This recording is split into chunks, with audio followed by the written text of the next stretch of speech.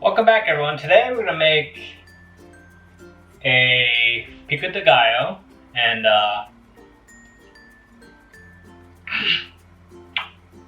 ooh, man, I needed that. And we're gonna spice it up. We're gonna use some, you can see right here, some habanero. And I have everything pre-cut to make this video quick and easy. I guess some people commented my dicing skills aren't that great, but it gets the job done, if you know what I mean. So let's get started. First thing we're gonna do is chop about 4 to 5 tomatoes, just enough to fill this bowl right here. Add some purple onions. Next, add some white onions. Now add your habaneros. Add some cilantro. Add some salt, and just add the salt to taste, if you know what I mean. And some lime juice. This is one whole lime. Nice and tasty. Mix it all together. We'll mix it thoroughly. You see how nice that looks? Nice and fresh, everyone. Nice and perfect. And there you have it, everyone. Pico De Gallo.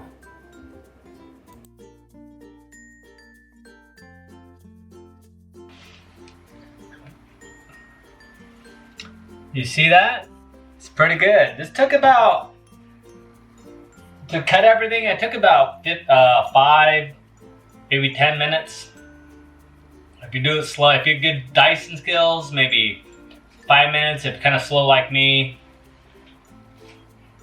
probably 10 minutes. Let's try this out. You get that chip in there, like so.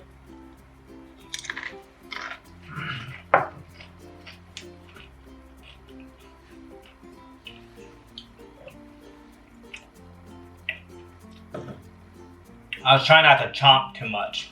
I guess I have a chomping problem, but I'm trying to work on that. Chewing with my mouth shut and no chomping.